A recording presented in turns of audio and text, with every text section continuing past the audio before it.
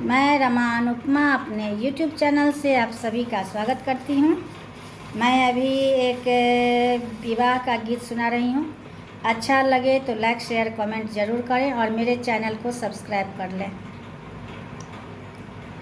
पूरब पश्चिमवा से अइले सुंदर दुल्हा जुड़ाबे लगलनी हे, सासु अपनो नयनमा जुड़ाबे लगलनी हे, सासु अपनो नयनमा। पूरब पश्चिमवा से अइले सुंदर दुल्हा जुड़ाबे लगलनी हे, सासु अपनो नयनमा जुड़ाबे लगलनी हे, सासु अपनो नयनमा। माथ मणि मोरिया कुंडल शोभे कनमा, माथ मणि मोरिया कुंडल शोभे कनमा, रेशम डोरी हाथ आम के कंगनमा, रेशम डोरी हाथ आम के कंगनमा।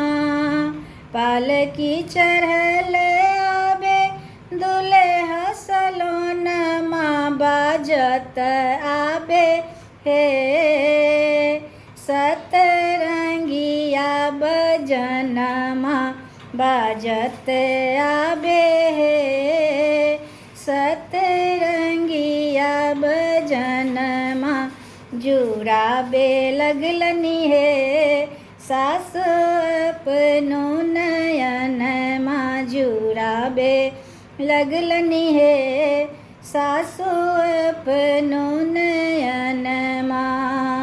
पूरब पश्चिमवा से अइले सुंदर दुल्हा जुड़ाबे लगलनी हे, जुड़ाबे लगलनी हे, सासु अपनो नयनमा जुड़ाबे लगलनी हे, सासु अपनो नयनमा। अरची परची सासु अनली अंगनमा, अरची परची सासु अनली अंगनमा, शुभे शुभे होए लागल मंगल गनमा, शुभे शुभे होए लागल मंगल गनमा। कलवा से ककवन, कलवा से ककवन होवे लागल हे, सासु अपनो नयनमा जुड़ाबे लगलनी हे, सासु अपनो नयनमा जुड़ाबे लगलनी हे, सासु अपनो नयनमा। सजल मंडप बाबा करी कन्यादानमा हे, सजल मंडप बाबा करी कन्यादानमा। बरसे नैना जैसे बरसे सवनमा हे, बरसे नैना जैसे बरसे सवनमा हे, मनमा कपत जैसे लागे गहनमा, मनमा कपत जैसे लागे गहनमा।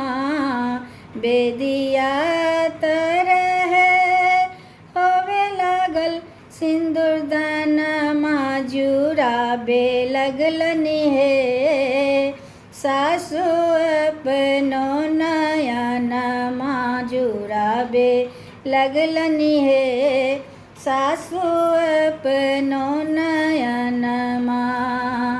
बेदिया तर बाबा होवे लागल सिंदूर दानमा जुड़ाबे लगलनी हे, सासु अपनो नयनमा जुड़ाबे लगलनी हे सासु अपनो नयनमा।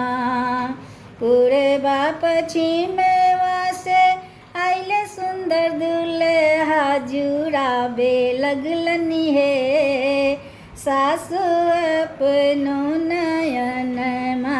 जुड़ाबे लगलनी हे सासु अपनो नयनमा।